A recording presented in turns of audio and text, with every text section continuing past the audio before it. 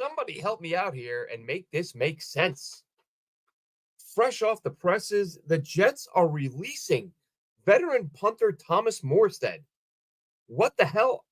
Listen, if Morstead's retiring or if Morstead was like, look, we're going to stink and I want to go somewhere else, play for a good team, let me go, then fine. If this is a favor to Thomas Morstead, so be it. Aaron Glenn, however, does not strike me as the type of guy who's going to go around doing favors and releasing important players. Just a couple of days ago, this is what makes this so strange. Aaron Glenn stood up in front of the media and talked about understanding the importance of special teams and how it's not appreciated enough. And it's a big part of their rookie camp. And can you play specials? Because you got to be able to play specials, and special teams is an undervalued part of the game. Thomas Morstead is a veteran guy who's brought stability to a position where really, let's be honest, now that Braden Mann, we've seen what he's done in Philly, he wasn't the problem. The Jets just didn't develop Braden Mann. He goes to Philly, all of a sudden, I don't know what his numbers were this year, but his first year with the Eagles, he was top 10 in the NFL. In punting, net average, I believe he was 8th, if I'm not mistaken. So Braden Mann can punt. We just didn't know that because he was a Jet. Thomas Morstead came in, and he didn't need anybody to show him how to punt because he's a vet. He's been doing it forever. And he had a couple of really good years with this team, and now they dump him days after talking about how important it is to have a good special teams unit. I would assume, yes, of course, the Jets will be checking the waiver wire and looking at other options. But as of right now, the only other punter on the roster is Austin McNamara, who has exactly 0 career punts as a pro, has never punted in an NFL game. But he did punt for 5 years at Texas Tech. He punted a lot.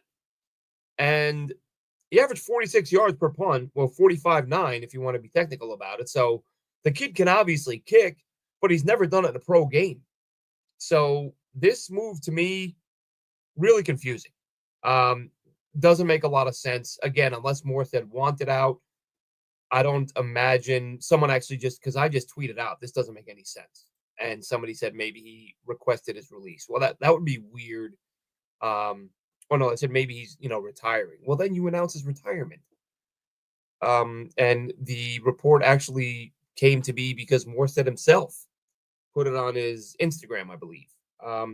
So there you have it. Thomas Morstead is out as the Jets punter. The Jets officially do not have a punter on their roster who has punted in a live NFL football game. This is a weird one, folks. We've talked about how this team has downgraded talent-wise at a lot of positions for a team that was telling us, they want to win right away. They're going to start winning now. Okay. I get, look, all we can do is have faith in the new regime, right? That's what we keep saying. That's all we can do is believe. Just believe, have faith. Okay, I'll believe it. I'll believe when I see them win some football games. But this is a strange one. I think the reaction from the fans for this particular move is not going to be all that favorable. And why should it be? You're letting go of a trusted, established guy. I was actually let's pull up his numbers real quick and see.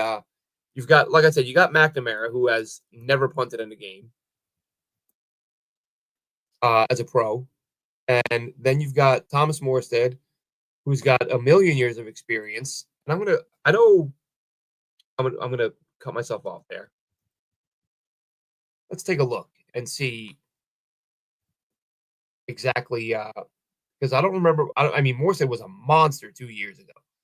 Even if he took half a step back, he's a punter. Those guys can play until they're 70. Let's see. Jesus, he had almost 5,000 yards punting 2 years ago. And 36 inside the 20. That's insane. But even last year, 19 inside the 20, 47-yard average, 47.2 yard average, net of just under 41 at 40.7, long of 75, 7 touchbacks, which is actually pretty damn impressive considering he had 8 the previous year on 99 punts, and then he had 7 on 63. That's all situational, of course, depending on where you want it to be. But he had 19 punts inside the 20, 7 touchbacks. As I said, make it make sense. You're taking a guy who has, as I said, solidified a position that has been that had been pretty rocky for a while for this team. And now you've created another hole. And look, maybe a team releases another veteran and you pick somebody up and you don't miss a beat and everybody moves on. But to release him now with, you got a lot of time. I don't understand the rush. I guess that's what's most confusing to me is dumping a guy this quickly or this early when you have as much time as you do. Again, unless he asked for it. If Morstead said, "We're gonna stink, I'm a million, I want to go play for a winner," fine. I don't get the feeling that's what happened. If he's the one then announcing the release on Twitter or on Instagram, whatever it may be. So very weird situation. Morstead out as of right now. I guess you say McNamara is in. Austin McNamara, Texas Tech. I don't know if I mentioned that. So there you have it. Thomas Morstead. I think Jets fans are very grateful for what he did during his time here.